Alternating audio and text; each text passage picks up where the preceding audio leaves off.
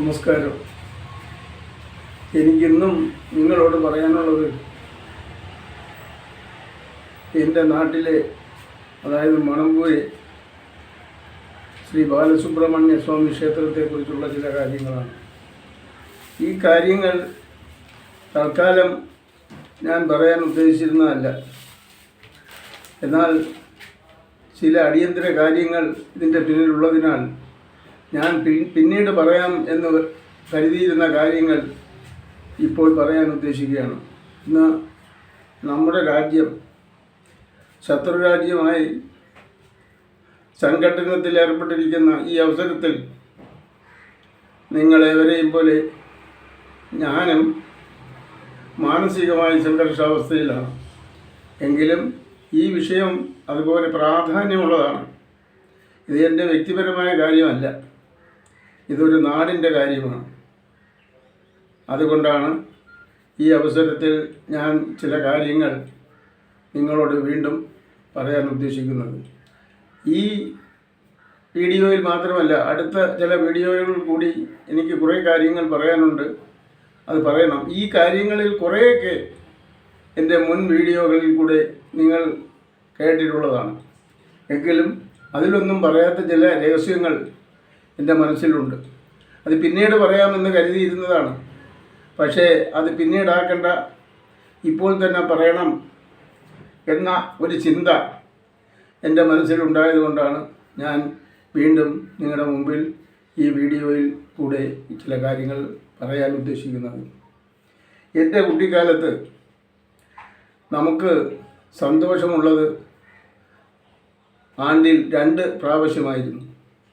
ഒന്ന് ഓണം, രണ്ടാമത് നമ്മുടെ ഈ ക്ഷേത്രത്തിലെ ഉത്സവകാലം. കുട്ടിക്കാലത്ത് ഞങ്ങൾ കാണുന്നത് ഈ ക്ഷേത്രഭരണം ഒരു മാനേജർ നടത്തുന്നതാണ്. വിടാലയിൽ കുഞ്ഞൻകുറുപ്പ് എന്ന് അറിയപ്പെട്ടിരുന്ന ഒരാളാണ് അന്ന് ഈ ക്ഷേത്രത്തിൻ്റെ മാനേജരായിരുന്നത്. അദ്ദേഹം രാജാനുഭാവവും എല്ലാവരും ഭയഭക്തി ബഹുമാനത്തോടു കൂടി കണക്കാക്കിയിരുന്ന ഒരാളുമാണ്. അദ്ദേഹമാണ് ഈ ക്ഷേത്രം ഭരിച്ചിരുന്നത്. അദ്ദേഹത്തിന് മുകളിൽ ഒരു മാനേജിംഗ് ട്രസ്റ്റി ഉണ്ടെന്നൊക്കെ അറിഞ്ഞത് ഞങ്ങൾ കുറേ കൂടെ പക്വമായതിനു ശേഷമാണ്. അപ്പോൾ അദ്ദേഹം മാത്രമാണ് ഈ ക്ഷേത്ര കാര്യങ്ങൾ നോക്കിയിരുന്നത്. മാനേജിംഗ് ട്രസ്റ്റി എന്ന ക്ഷേത്രത്തിൽ നിന്നും വരില്ല. ഈ മാനേജർ അന്ന് ക്ഷേത്രകാര്യങ്ങളെല്ലാം നോക്കിയിരുന്നു.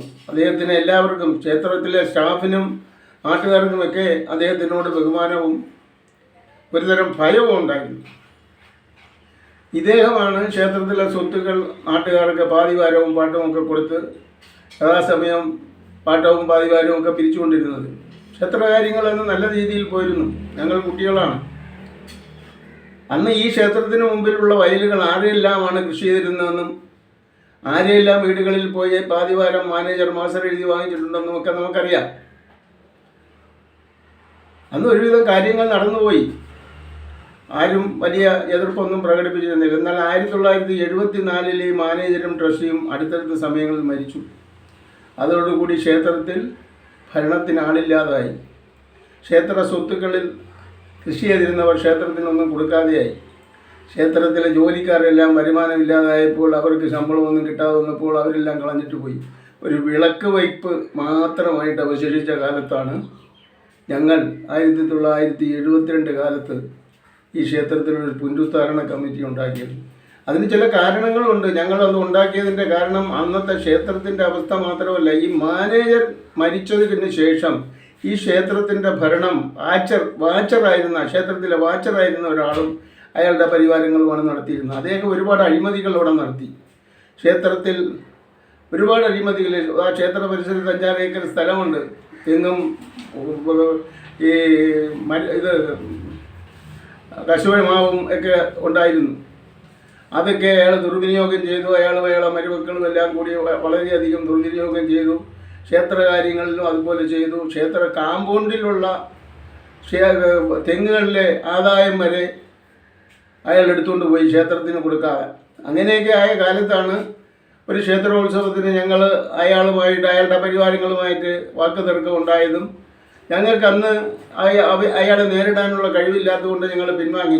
ഞാനും എൻ്റെ കൂടെ ഉണ്ടായിരുന്ന ചില സുഹൃത്തുക്കളും എൻ്റെ സമപ്രായക്കാരായ. അതിനുശേഷം ഞങ്ങൾ ആ നാട്ടിലൊരു യുവജന സംഘടന ഉണ്ടാക്കി. യുവജന സംഘടന 2 കൊല്ലത്തോളം പ്രവർത്തിച്ചു. അതിനുശേഷം ഞങ്ങൾക്ക് ഈ ക്ഷേത്രകാര്യത്തിൽ ഇടപെടാൻ പക്വത ഉണ്ടായപ്പോൾ ഞങ്ങൾ ഈ ക്ഷേത്രത്തിൽ ഇടപെട്ടു. ക്ഷേത്രത്തിൽ ഒരു പുനരുദ്ധാരണ കമ്മിറ്റി ഉണ്ടാക്കി. നാട്ടുകാരെ എല്ലാം വിളിച്ചുകൂട്ടി ഒരു പൊതുയോഗം നടത്തി. അതിൽ നിന്നാണ് പുനരുദ്ധാരണ കമ്മിറ്റി ഉണ്ടാക്കി. ഈ പുനരുദ്ധാരണ കമ്മിറ്റി 2 കൊല്ലത്തോളം ക്ഷേത്രത്തിൽ പ്രവർത്തിച്ചു. കുറേ പുനരുദ്ധാരണ പ്രവർത്തനങ്ങൾ ഞങ്ങൾ നടത്തി. ഇതൊക്കെ ഞാൻ മുൻ വീഡിയോകളിൽ പറഞ്ഞിട്ടുണ്ട്. അതിനുശേഷമാണ് ഈ ക്ഷേത്രത്തെ നമുക്ക് 72 ഞങ്ങൾ ദേവസ്വം ബോർഡിന് നിവേദനം കൊടുത്തു. ദേവസ്വം ബോർഡിൻ്റെ ഒരു മെമ്പർ അവിടെ വന്ന് കാണുകയും പരിശോധിക്കുകയൊക്കെ ചെയ്തിട്ട് പോയി. കുറേ മാസങ്ങൾക്ക് ശേഷം അയാളെ ഞങ്ങൾ അന്വേഷിച്ച് ഈ മെമ്പറുമായിട്ട് ബന്ധപ്പെട്ടപ്പോൾ പറഞ്ഞത് ഈ ക്ഷേത്രത്തിന് വരുമാനമില്ല, അതുകൊണ്ട് ദേവസ്വം ബോർഡിന് ക്ഷേത്രം ഏറ്റെടുക്കാൻ പറ്റില്ല എന്നാണ് പറഞ്ഞത്. അങ്ങനെ പിന്നെ മറ്റു മാർഗങ്ങളില്ല. ക്ഷേത്ര സ്വത്തുക്കൾ പലതും പലതരത്തിൽ പോകുന്നു. ഒരുപാട് പേര് ഇത് കൈകാരി വെച്ചിരിക്കുന്നു. കുറേ പേര് കേസ് കൊടുത്തു.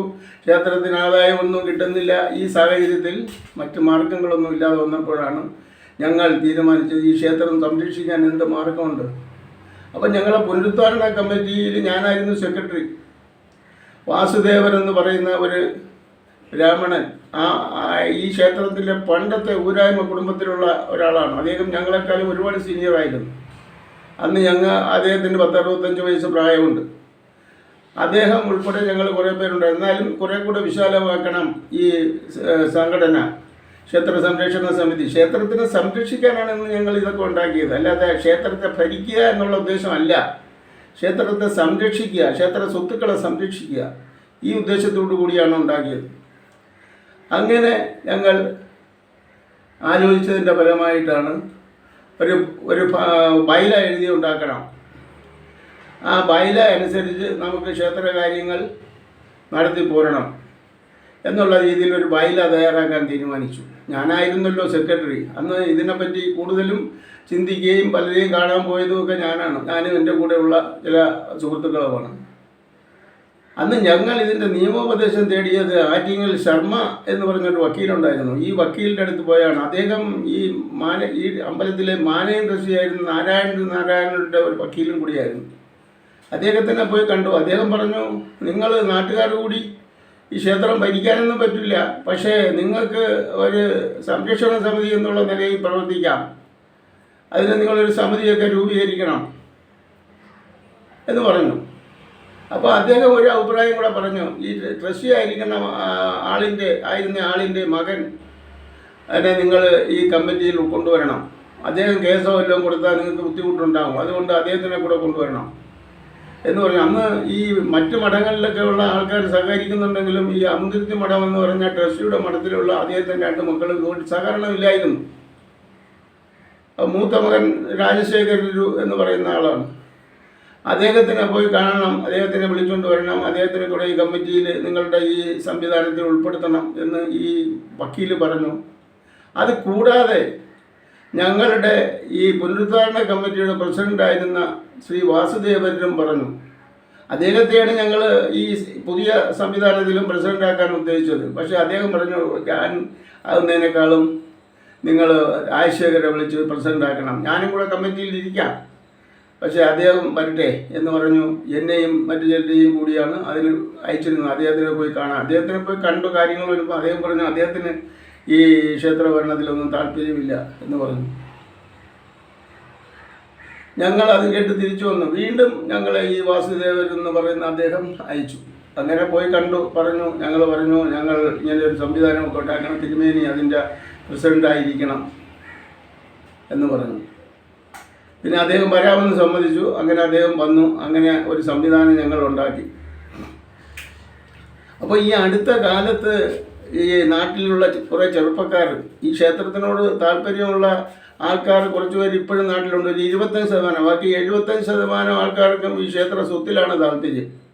അന്ന് ഞങ്ങളോട് കൂടി നിന്ന് അന്ന് ഈ ക്ഷേത്രത്തിന് വേണ്ടി പ്രവർത്തിച്ചവർ പോലും ഇന്ന് സ്വത്തുക്കൾ കൈവശം വച്ച് കോടിക്കണക്കിന് രൂപ അവർ അവിഹിത മാർഗത്തിലൂടെ വാങ്ങിച്ചെടുത്തിരിക്കുന്നു. അപ്പോൾ അന്ന് ഞങ്ങളടുത്ത് ഈ ഇദ്ദേഹത്തിന് പ്രസിഡൻ്റാക്കി ഞങ്ങളിങ്ങനൊരു സംവിധാനം ഉണ്ടാക്കി. അപ്പോൾ അതിനകത്ത് ചില പ്രശ്നങ്ങൾ ഈ അടുത്ത കാലത്ത് നാട്ടിലുള്ള ചില ചെറുപ്പക്കാർ എൻ്റെ അടുത്ത് ചോദിച്ചു. അതിൽ ഒരു കാര്യം, എന്തുകൊണ്ട് നിങ്ങൾ ഈ രാജശേഖരനെ സ്ഥിരം പ്രസിഡൻ്റാക്കി? രണ്ടാമത്തെ കാര്യം, ഈ പോറ്റിമാരെ എന്തുകൊണ്ട് സ്ഥിരം അംഗങ്ങളാക്കി എന്ന് 2 കാര്യങ്ങൾ ചോദിച്ചു. അവർക്ക് എന്തെങ്കിലും പ്രത്യേക പ്രാധാന്യമുള്ളത് കൊണ്ടല്ല അന്ന് ഞങ്ങൾ ഈ രാജശേഖരനെ പ്രസിഡൻ്റ് ആക്കിയതിൻ്റെ പിന്നിൽ ഈ വക്കീൽ പറഞ്ഞ ഒരു ചിന്ത നമ്മുടെ ഉള്ളിലുണ്ടായിരുന്നു. അദ്ദേഹം കേസിനൊന്നും പോകില്ലായിരുന്നു, അദ്ദേഹത്തിന് അതിൽ താല്പര്യമില്ല എന്ന് അദ്ദേഹം പറഞ്ഞൊഴിഞ്ഞതാണ്. പക്ഷേ എങ്കിലും ഞങ്ങൾ അങ്ങനെ ധരിച്ചു.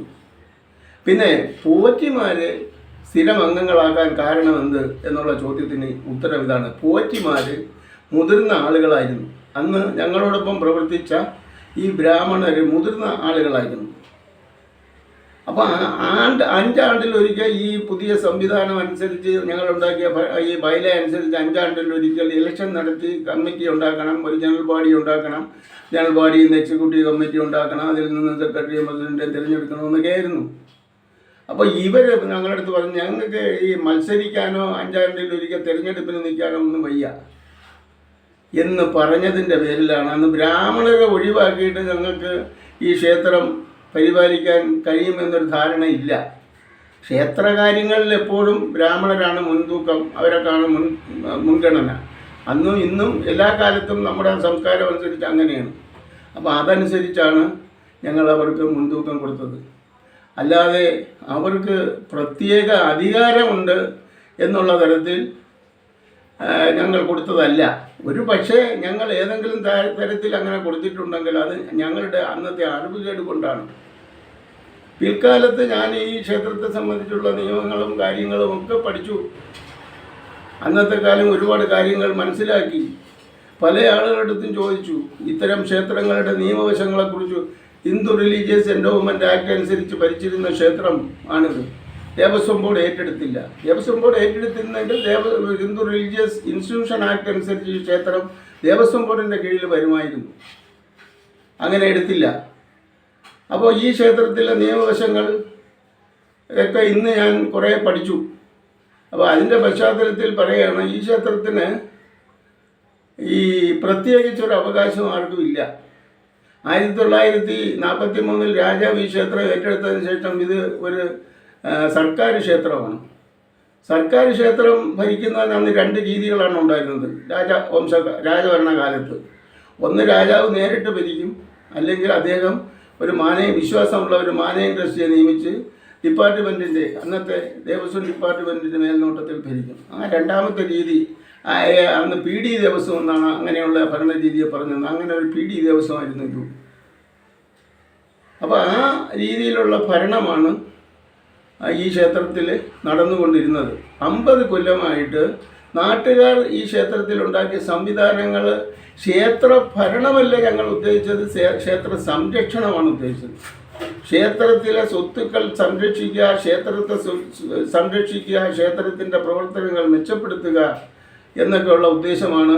ഞങ്ങളന്ന് എഴുതിയുണ്ടാക്കിയ ബൈലയിലും ആ കാര്യം പറഞ്ഞിട്ടുണ്ട്. അതിലുപരി ക്ഷേത്രം ഭരിക്കണം എന്നുള്ള ഒരു ഉദ്ദേശം നമ്മുടെ മനസ്സിൽ അന്നും ഉണ്ടായിരുന്നു. പക്ഷേ അതിന് നമുക്ക് അന്നും അറിയാമായിരുന്നു ഞങ്ങൾക്ക് അതിനുള്ള അധികാരമില്ല, ഈ സമിതിക്ക് അതിനുള്ള അധികാരമില്ല. അധികാരം എവിടെ നിന്നാണോ മേടിക്കേണ്ടത് അവിടെ നിന്ന് വാങ്ങിച്ചെടുക്കണം എന്ന് ഞങ്ങൾ അന്ന് തീരുമാനിച്ചിരുന്നതാണ്. ഈ കാര്യം ഇന്നത്തെ ചെറുപ്പക്കാർ വ്യക്തമായി മനസ്സിലാക്കണം. അധികാരം വാങ്ങിക്കണം. എവിടെ നിന്നാണോ അധികാരം കിട്ടുന്നത്, ദേവസ്വം ബോർഡിൽ നിന്നാണോ, സർക്കാരിൽ നിന്നാണോ, അത് കോടതിയിൽ നിന്നാണോ, എവിടെ നിന്നാണോ അധികാരം മേടിക്കേണ്ടത് അവിടെ നിന്ന് വാങ്ങിക്കണം. വാങ്ങിച്ചിട്ട് നമ്മൾ അപ്പം ആ അധികാരം തരുന്നവർക്ക് എന്തെങ്കിലുമൊക്കെ നിർദ്ദേശം കാണും. ആ നിർദ്ദേശവും നിയമവും അനുസരിച്ച് ഭരിക്കണം എന്നാണ് പറഞ്ഞത്. പക്ഷേ ഞങ്ങളൊക്കെ 74 വിട്ടുപോയി. പിന്നെ ഈ കുറേ കാലം ഞങ്ങൾക്ക് ഈ ക്ഷേത്ര കാര്യത്തിൽ ഇടപെടാനൊന്നും എനിക്കും എൻ്റെ കൂടെ അന്ന് സജീവമായിട്ട് നിന്നിരുന്ന പലർക്കും സാധിച്ചില്ല. അപ്പോൾ അതിനുശേഷം കടന്നു വന്ന നാട്ടുകാർ ഈ അധികാരമൊന്നും മേടിക്കാതെ തന്നെ ക്ഷേത്രഭരണം നടത്തി. ഈ 50-ലേറെ വർഷം 74 തൊട്ട് 2024 50 കൊല്ലമായി. ഈ 50 കൊല്ലമായിട്ട് ക്ഷേത്രഭരണം നടത്തിക്കൊണ്ടിരിക്കുന്നു. ഇതിൻ്റെ ഇടയിൽ അവർ തന്നെ ഈ ക്ഷേത്ര സ്വത്തുക്കൾ മുഴുവൻ കൈക്കലാക്കി. ഈ ക്ഷേത്രത്തിൽ അന്ന് എന്നോടൊപ്പം പ്രവർത്തിച്ചിരുന്ന ഈ ക്ഷേത്ര ഭരണഘടനയെന്നും പറഞ്ഞ് ഒന്ന് എഴുതിയുണ്ടാക്കി അതിൽ ഒപ്പിട്ടിട്ടുള്ള ഒരാൾ ഇന്ന് ജീവിച്ചിരിക്കുന്ന രണ്ടുപേരിൽ ഒരാൾ പോലും ഈ ക്ഷേത്ര സ്വത്തുക്കൾ കൈവശപ്പെടുത്തി അത് ഈ അടുത്ത കാലത്ത് റോഡിന് കൊടുത്ത് ലാൻഡ് അക്വിസിഷൻ വിഭാഗത്തിൽ നിന്ന് ലക്ഷക്കണക്കിന് രൂപ വാങ്ങി. അത് എങ്ങനെ സംഭവിച്ചു? അവർ പറയുന്നത് വേറെ ആളിൽ നിന്ന് ഞങ്ങൾ കൈമാറ്റം വാങ്ങിച്ചതാണ്. കൈമാറ്റം എങ്ങനെ വാങ്ങിക്കും? ഇത് കൃഷിക്കാർ ഈ അടുത്ത കാലത്ത് ഇത് പട്ടയം മേടിച്ചെന്നും ഒക്കെ പറഞ്ഞ് ആ പട്ടയം കള്ളപ്പട്ടയം, അത് കള്ളപ്പട്ടയമാണ്. ആ പട്ടയം അനുസരിച്ച് ലാൻഡ് അക്വിസിഷൻ നടത്തിയപ്പോൾ നഷ്ടപരിഹാരം വാങ്ങിച്ചവർ എല്ലാം പറയുന്നത് ഞങ്ങൾ കൈമാറ്റം മേടിച്ചു. കൈമാറ്റം എങ്ങനെ കൊടുക്കും? ഇത് ഒരുപക്ഷെ കൃഷിക്കാർക്ക് അങ്ങനെ ഒരു അവകാശം ഉണ്ടെങ്കിൽ ഇവർക്ക് എങ്ങനെ ഈ ഗൾഫിലൊക്കെ പോയി കിടന്നിട്ട് അടുത്ത കാലത്ത് വന്നവർക്ക് എങ്ങനെ കിട്ടും? ഈ ക്ഷേത്രഭൂമി ഈ കൈവശാവകാശം ഒന്നും പറഞ്ഞൊന്നുമില്ല. അത് 10 സെൻറ്റിന് ആൾക്കാർ കുടിയടക്കുന്നവർക്ക് സർക്കാർ ഭൂമിയിലുള്ളതാണ്, അല്ലാതെ ക്ഷേത്രഭൂമി കൈവശാവകാശം ഇല്ല. ഈ ക്ഷേത്രഭൂമി പതിച്ചു കൊടുക്കാൻ ഒരു നിയമവും ഇല്ല. ഞാൻ നോക്കിയിട്ട് ഒരു സ്ഥലത്തും പലയിടത്തും ചോദിച്ചു, ഹൈക്കോടതി വക്കീലന്മാരടുത്ത് വരെ ചോദിച്ചു, അങ്ങനെ ഒരു നിയമമില്ല. ആ നിലയ്ക്ക് ഇവരെങ്ങനെ ഇത് വാങ്ങിച്ചെടുത്തു? അപ്പോൾ അതാണ് എനിക്ക് സംശയം. ആ സംശയങ്ങൾ എന്നെ ഇതിനെ കൂടുതൽ ചിന്തിക്കാൻ പ്രേരിപ്പിച്ചു, പഠിക്കാൻ പ്രേരിപ്പിച്ചു. ആ പഠനത്തിൽ നിന്നുണ്ടായ കുറേ സംശയങ്ങളും അതിനുള്ള ഉത്തരങ്ങളും മറുപടികളുമാണ് ഞാൻ ഈ വീഡിയോയിലൂടെ എൻ്റെ മനസ്സിലുള്ള ചില വൈഷമ്യങ്ങൾ കൊണ്ടാണ് ഞാൻ നിങ്ങളുമായിട്ട് പങ്കുവയ്ക്കുന്നത്. അപ്പോൾ അങ്ങനെ ഒരു സംഭവം ഇല്ല. ഞങ്ങൾ ഉണ്ടാക്കിയതാണ് ഈ ക്ഷേത്രത്തിൽ ഇന്ന് ഭരണസമിതി എന്ന് പറഞ്ഞ് കുറേ പേര്. ഇന്ന് ഭരണസമിതി ഇല്ല. ഈ ബ്രാഹ്മണർ, അന്ന് സ്ഥിരം അംഗങ്ങളായിരുന്ന ബ്രാഹ്മണരെല്ലാം മരിച്ചുപോയി. അതിനുശേഷം അവരുടെ പിൻഗാമികൾ ചിലരൊക്കെ വന്നിരിക്കുന്നു. അവർ ചിലർ പുതിയ അവകാശവാദങ്ങൾ, ഞങ്ങൾക്ക് പാരമ്പര്യ അവകാശമുണ്ട്, അതുകൊണ്ട് ഇതുണ്ട്. ഒരാളിനും ഒരു പാരമ്പര്യ അവകാശവും ഈ മണമ്പൂർ ക്ഷേത്രത്തിൽ ഇല്ല. ഇതിൽ നാട്ടുകാർക്കുള്ളതുപോലുള്ള അവകാശമേ ബ്രാഹ്മണർക്കും നായർക്കും ഈഴവർക്കും ഒക്കെ ഉള്ളൂ, അല്ലാതെ പ്രത്യേകിച്ചൊരു അവകാശം ആർക്കും ഇല്ല. ഇന്ന് അവർ ഇത് പലതരത്തിലുള്ള വ്യാഖ്യാനങ്ങൾ നടത്തി 100 കണക്കിന് ഏക്കർ ഭൂമി ഇന്ന് നാട്ടുകാർ കൈവശപ്പെടുന്നത്. അത് കുറ്റകരമായ കാര്യമാണ്. ഞാൻ അവസാനവും വീണ്ടും പറയുകയാണ്, ഈ ആൾക്കാർ ഇത് അന്യായമായി കൈവശം വച്ചിരിക്കുന്നതും ഈ അന്യായമായിട്ട് പട്ടയം മേടിച്ചു എന്ന് തെളിയിക്കപ്പെട്ടാൽ ഈ പണം മേടിച്ചവരും ഈ അന്യായമായി കൈവശം വച്ച് അനുഭവിക്കുന്നവരും എല്ലാം ശിക്ഷയ്ക്ക് വിധേയരാകും, ശിക്ഷിക്കപ്പെടും. അത് ഈ നാട്ടുകാർ മനസ്സിലാക്കണം. അവരിപ്പം ഡിജിറ്റൽ സർവേ ഒക്കെ വരുമ്പോൾ പല രേഖകൾ, കരം തീർത്ത രസീത് ഞങ്ങളതിലുണ്ട്. ഞങ്ങളതിൽ കരം തീർത്ത രസീത് ആർക്ക് വേണമെങ്കിലും ഹാജരാക്കാം, ആർക്ക് വേണോ കരം തീർക്കാം. കരം തീർത്ത രസീത് ഉണ്ടെന്ന് വിചാരിച്ച് വസ്തുവിൻ്റെ ഉടമസ്ഥരാവില്ല. ഉദ്യോഗസ്ഥന്മാരെ സ്വാധീനിച്ച് ഞങ്ങൾക്ക് നേടാം. ഇന്ന് പലരും അവിടെ അങ്ങനെ തയ്യാറെടുക്കുന്നതായിട്ട് ഞാൻ അറിഞ്ഞു. ഉദ്യോഗസ്ഥന്മാരെ സ്വാധീനിക്കാം, രാഷ്ട്രീയ സ്വാധീനം ഉപയോഗിക്കാം. ആ തരത്തിലൊക്കെ നമുക്കിത് കൈകാര്യം ചെയ്യാം, സ്വന്തമാക്കാം. അക്ഷയപ്പെടും, കുടുങ്ങും. അങ്ങനെ ചെയ്യുന്നവർ ആലോചിക്കുക. അതിനൊരു മുന്നറിയിപ്പാണ് ഞാൻ നൽകുന്നത്. അങ്ങനെയൊക്കെ ചെയ്താൽ തീർച്ചയായിട്ടും കുടുങ്ങും. അങ്ങനെയാണ് ഇന്നത്തെ നിയമം. ഇന്നത്തെ കേരള ഭൂനിയമ ആക്ടുകൾ, ഭൂസംരക്ഷണ നിയമങ്ങൾ, ലാൻഡ് അക്വിസിഷൻ ആക്ട്, അതെല്ലാം എടുത്ത് പരിശോധിച്ച് നോക്കിയിട്ടാണ് ഞാൻ പറയുന്നത്. അങ്ങനെ ഒരു സംഭവം ഉണ്ടായ 3 വർഷം വരെ തടവും 3 ലക്ഷം രൂപ വരെ പിഴയും ഈ വസ്തു കൈയേറ്റത്തിന് നമ്മളിവിടെ നിയമമുണ്ട്.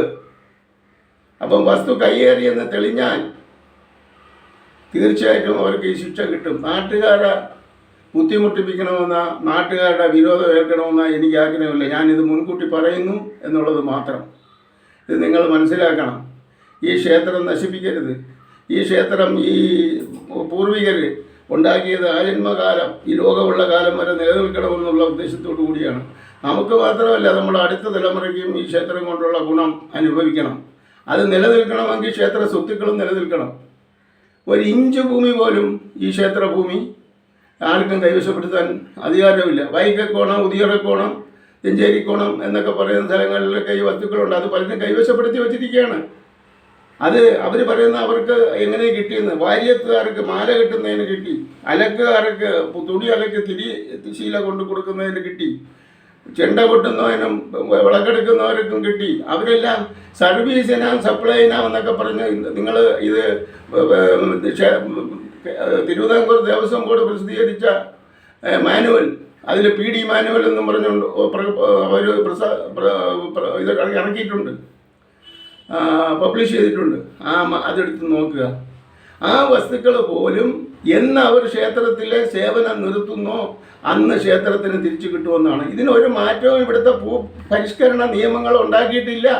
ഭൂപരിഷ്കരണ നിയമങ്ങൾ ഉണ്ടാക്കിയത് എവിടെയൊക്കെയാണ്, എങ്ങനെയൊക്കെയാണ്, ഏത് തരത്തിലൊക്കെയാണ് എന്ന് ഞാൻ പഠിച്ചു. ഞാൻ വക്കീലന്മാരുമായിട്ട് സംസാരിച്ചു, ഹൈക്കോടതി വക്കീലന്മാരുമായിട്ട് പോലും സംസാരിച്ചു. അതിനെല്ലാം വ്യക്തമായ നിയമങ്ങളുണ്ട്. ആ നിയമങ്ങൾ അനുസരിക്കാതെ ഈ നാട്ടുകാർ ചെയ്യുന്ന ഈ അന്യായങ്ങൾ ശരിയാവില്ല.